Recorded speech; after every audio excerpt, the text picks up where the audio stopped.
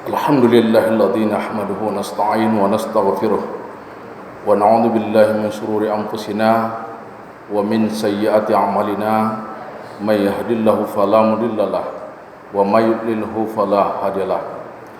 Asyhadu an la ilaha illallah wahdahu la syarikalah wa asyhadu anna sayyidina Muhammadan abduhu wa rasuluh. Allahumma salli wa sallim ala Muhammadin wa ala alihi wa ashabihi ajma'in. Wa ba'du fa ya ayyuhal muslimun usikum wa nafsi bi taqwallah faqad fazal muttaqun.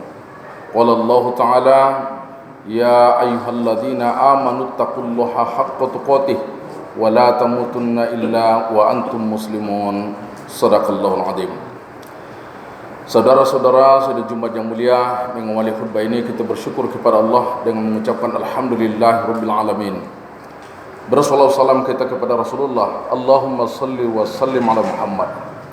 Mudah-mudahan dengan bersyukurnya kita terhadap nikmat yang Allah berikan, Allah selalu memberikan kita nikmat sampai akhir hayat kita.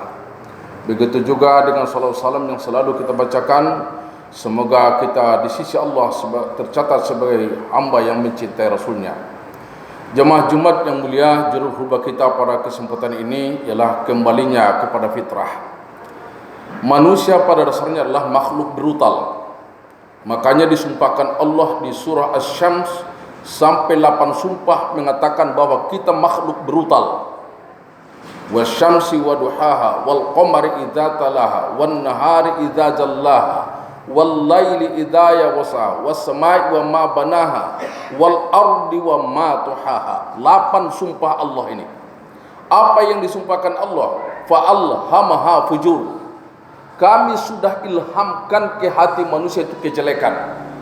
Makanya tidak ada manusia yang tidak berdosa. Kalau ada yang mengklaim diri dia tidak berdosa, maka itulah sejahat-jahat manusia.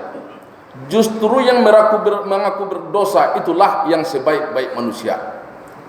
Belajar kita dari fakta sejarah. Semulia apapun manusia diciptakan Allah, dia harus berdosa. Nabi Adam di surga hanya satu syariat. Bisa kita ingat satu syariat, la taqraba hadhihi syajarah. Adam Hawa, kalian berdua jangan dekati buah khuldi. Hanya itu syariat, lainnya itu terserah.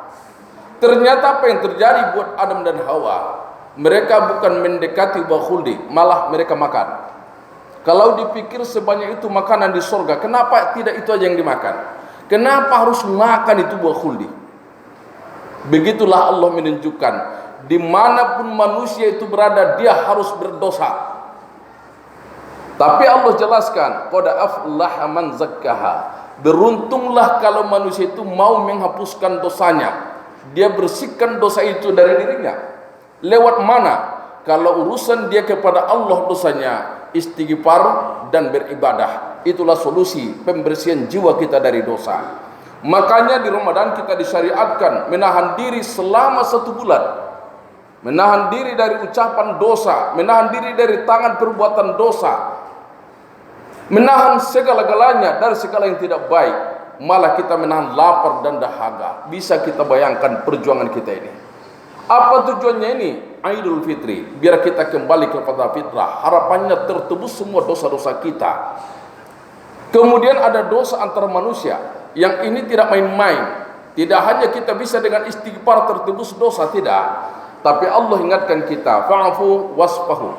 Bermaaf-maafan kamu, berjabat tanganlah kamu, kata Allah. Persoalan di sini yang pertama saling memaafkan. Urusan berjabat tangan karena situasi dan kondisi kita bisa dimaklumi. Yang penting tuluskan dari hati saling memaafkan. Dan dosa antar manusia yang terbesar adalah dosa anak pada orang tua. Dosa kita pada orang lain bisa ditebus dengan pahala. Nanti di akhirat, apapun dosa kita pada orang lain itu bisa diganti dengan pahala kita. Tapi dosa kita pada orang tua tidak akan bisa diganti dengan pahala. Justru vonis yang pasti dari Rasulullah dalam riwayat Bazzar, la yadkhulunal jannah al-aqu liwalidayh. Tidak boleh masuk surga seorang anak yang ada dosa pada orang tuanya. Na'udzubillah. Untuk itulah kita introspeksi di bulan yang fitrah ini, sejauh mana kita membersihkan diri antar sesama kita, terutamanya buat orang tua. Jangan kita buat alasan corona sehingga kita tidak bisa minta maaf pada orang tua kita. Ingat, ayah tetap ayah, ibu tetap ibu. Sejauh manapun mereka dari kita, mereka adalah orang tua kita. Kita sayang pada anak silakan, karena itu tuntunan agama. Tapi ingat, cari satu ayat dalam Al-Quran agar kita menyayangi dan berbuat baik pada anak. Satu ayat pun tidak ada. Tapi kalau khusus orang tua, ketetapan dari Allah, wa qada rabbuka alla ta'budu illa iyyahu wa bil walidaini ihsana imma yablughanna 'indakal kibra ahaduhuma aw kilahuma fala taqul lahumu uff wa la tanharhuma wa qul lahumu qawlan karima. Ketentuan dari Allah, ketetapan dari Allah untuk siapapun manusianya, ustadzkah dia, masyarakat biasa dia, nabikah dia, sama. Ketetapan Allah ini, yang pertama, beribadah hanya untuk Allah. Yang kedua, berbuat baiklah pada orang tua. Seandainya orang tuamu sudah tua, di antara salah satunya atau keduanya, maka asuh dia dengan baik, kata Allah. Sayangi mereka.